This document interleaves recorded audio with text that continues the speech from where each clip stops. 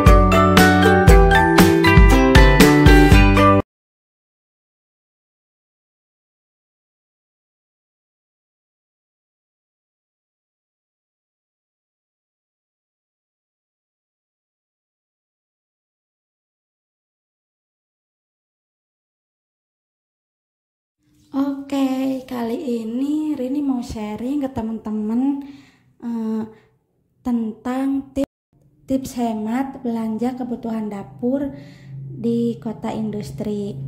Nah, ada beberapa tips yang akan Rini bagikan, tapi sebelumnya Rini jelaskan dulu ya tujuan Rini membuat video ini, yaitu untuk sharing ke teman-teman tentang pengalaman Rini selama di kota industri kurang lebih 10 tahun dari 2012 sampai sekarang 2022. Nah, selama 10 tahun dengan pendapatan suami yang gajinya UMR Bekasi gitu dihemat-hemat gitu, sehingga bisa untuk kebeli ini itu keperluan rumah tangga dan bisa untuk sedikit-sedikit menabung gitu. Nah, mudah-mudahan dengan video ini bisa menambah informasi, bisa menambah ilmu ke teman-teman untuk bisa berhemat juga.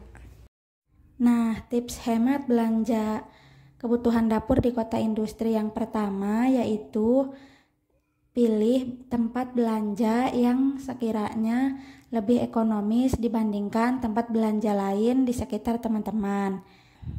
Jadi saat kita belanja, misalkan pernah belanja di tempat sayur A, di tukang sayur B, atau di pasar A atau di pasar B, teman-teman bisa membedakan ya, oh ternyata harga di pasar ini lebih murah daripada di pasar itu, atau di tukang sayur ini lebih murah daripada di tukang sayur itu. Nah, teman-teman bisa memilih tuh tempat mana yang kira-kiranya harga kebutuhan yang biasa teman-teman beli itu lebih murah.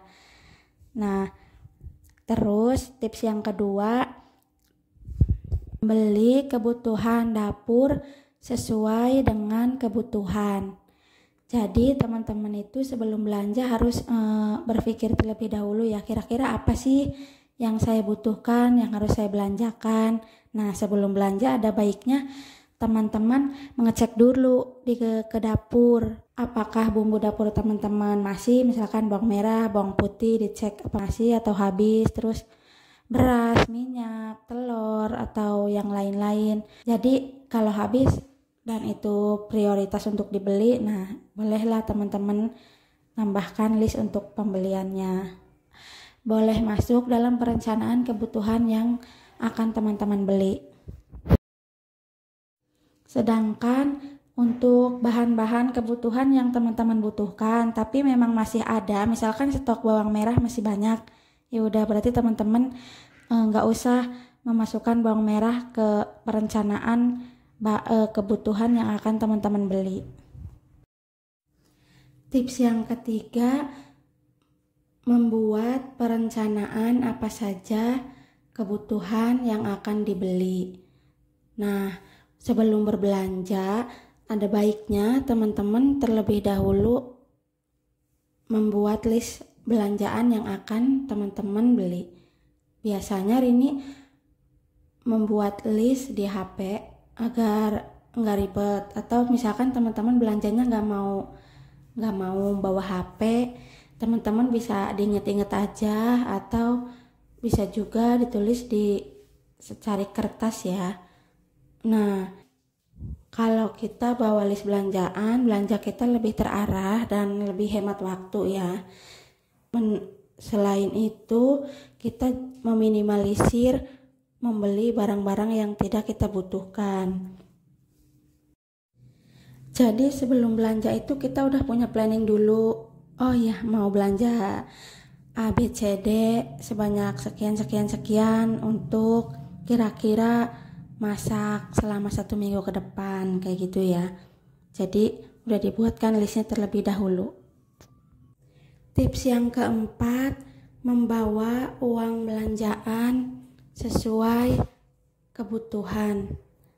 Jadi kalau belanja biasanya Rini bawa uangnya pas, misalkan mau belanja ditargetin untuk 1 minggu 150.000. Jadi Rini cuma bawa 150, paling kalau dilebihin itu 10.000 atau 20.000 untuk misalkan bensin motor, atau misalkan kalau ada apa-apa di jalan kayak gitu. Jangan melebihkan terlalu banyak, misalkan kita nargetin belanjanya 150 terus kita bawa 200 gitu, bawa 50, itu nantinya kadang-kadang suka hilaf gitu, ngelihat oh ini kok kayaknya seger beli gitu, padahal sebelumnya nggak ada itu di planning kita untuk beli itu. Jadi kita tergoda untuk membeli barang lain yang tidak ada di list belanjaan kita gitu, yang sebenarnya tidak kita butuhkan.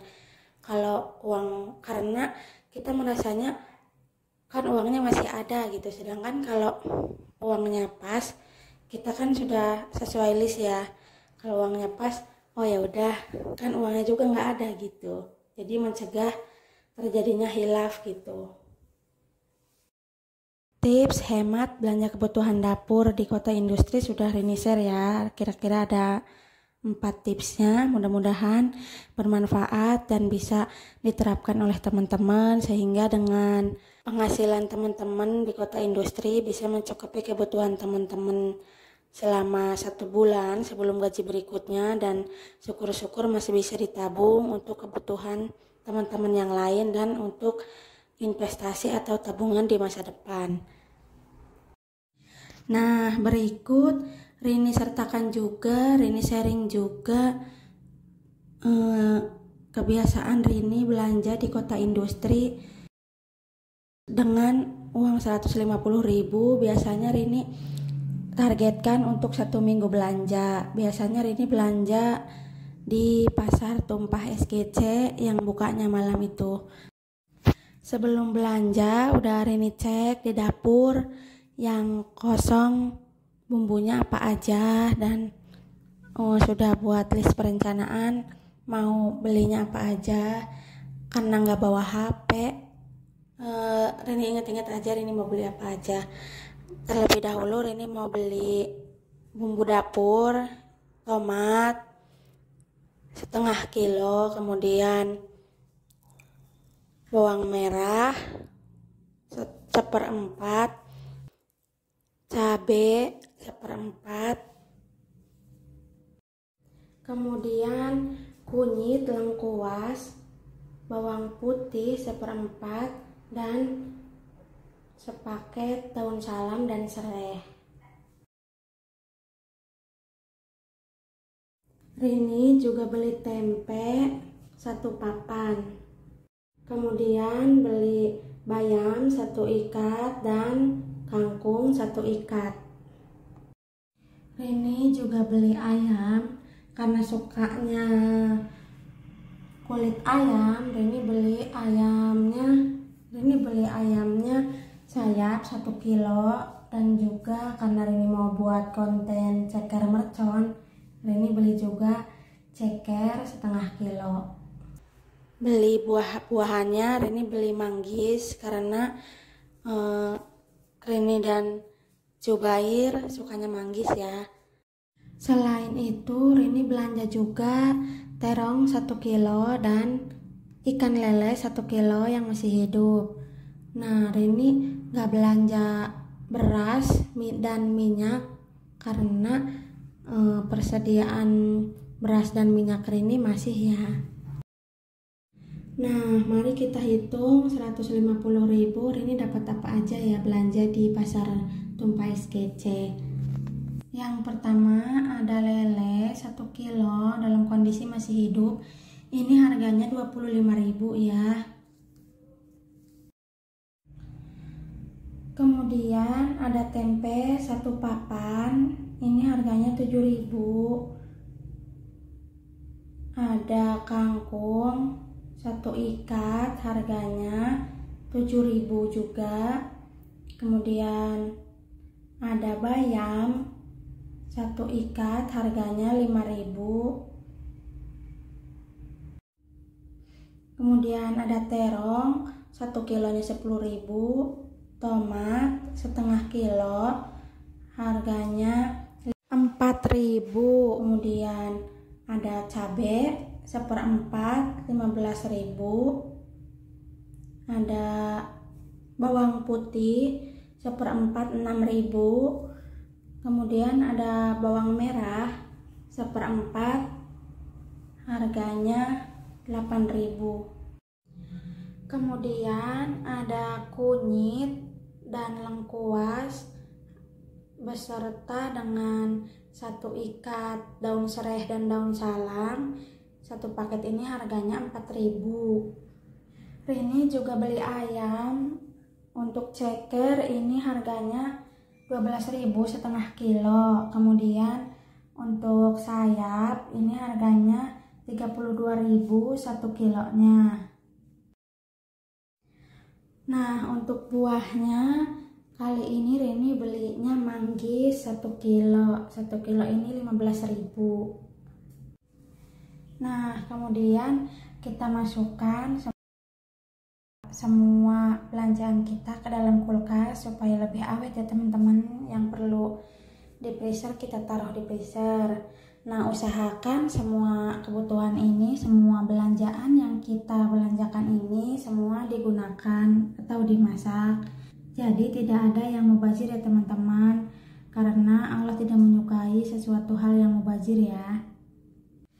Nah, setiap minggunya teman-teman bisa memvariasikan belanjaan ya. Jadi nggak selalu harus sama gitu barangnya ini aja. Misalkan minggu ini belanja barang-barang ini, biasanya ini minggu depannya misalkan sayurnya yang minggu ini beli kangkung, minggu depan beli kacang. Kemudian yang minggu ini beli ayam, kemudian minggu depannya beli ikan. Nah, jadi bisa divariasikan sesuai dengan apa yang mau kita masak, apa yang mau kita makan. Untuk buah-buahan pun sama, teman-teman bisa setiap minggunya variasikan. Misalkan minggu ini beli manggis, minggu depannya beli jeruk, minggu depannya lagi beli alpukat. Nah, bisa teman-teman sesuaikan dengan keinginan teman-teman, gitu ya. Nah, selain belanjaan ini biasanya kan kita juga butuh beras, minyak, kemudian kayak penyedap rasa, garam yang di sini tidak Rini jelaskan, dan karena Rini tidak belanja ya karena kebutuhan tersebut masih. Nah, jadi lebih fokus ke 150.000 ini lebih ke lauk pauknya gitu. Nah, adapun nanti penggunaannya pasti kita kan butuh minyak juga, butuh nasinya ya kan. Terus juga butuh penyedap rasa, terasi misalkan kayak gitu. Jadi teman-teman bisa diperhitungkan juga untuk membeli barang-barang itu, membeli kebutuhan itu apabila memang di dapur sudah tidak tersedia ya. Untuk penggunaannya biasanya Rini bagi-bagi kayak kangkung satu ikat itu kan isinya 20 ikat kecil yang digabungkan jadi satu ikat besar. Satu ikat besar itu harga 7.000 kan. Itu kalau untuk Rini yang satu keluarganya itu 3 orang bisa untuk 2 kali masak. Sama juga dengan bayam, bisa untuk 2-3 kali masak. Untuk lele pun biasanya kan 1 kilo isi 9 atau 10, itu bisa kita berapa kali makan, misalkan makan pagi, makan siang, atau dan sore.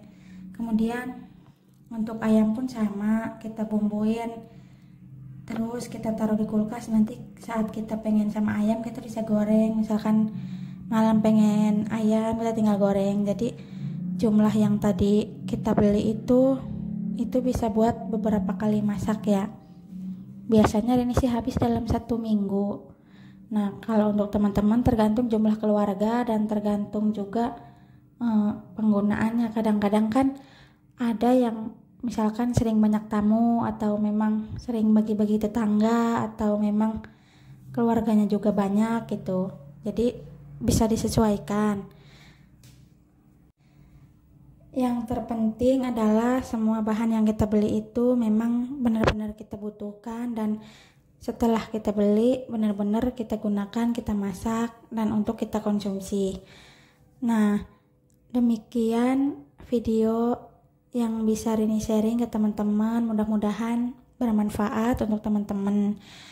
Pesannya, sisihkanlah gaji teman-teman untuk bersedekah di jalan Allah ya, baik itu boleh sedekah ke masjid atau ke yayasan sosial, atau ngasih ke saudara yang membutuhkan, ke tetangga yang membutuhkan, karena harta yang sesungguhnya itu adalah harta yang dibelanjakan di jalan Allah. Begitu ya teman-teman. Jangan lupa juga setiap kita masak, kita bagikan ke beberapa tetangga kanan kiri secukupnya, agar hubungan kita dengan tetangga selalu harmonis. Demikian video yang bisa Rini sharing, semoga bermanfaat. Kurang lebihnya mohon maaf. Wassalamualaikum warahmatullahi wabarakatuh. Bantu like, komen, dan juga share ya teman-teman. Yang belum subscribe silahkan subscribe. Barakallahu fikum.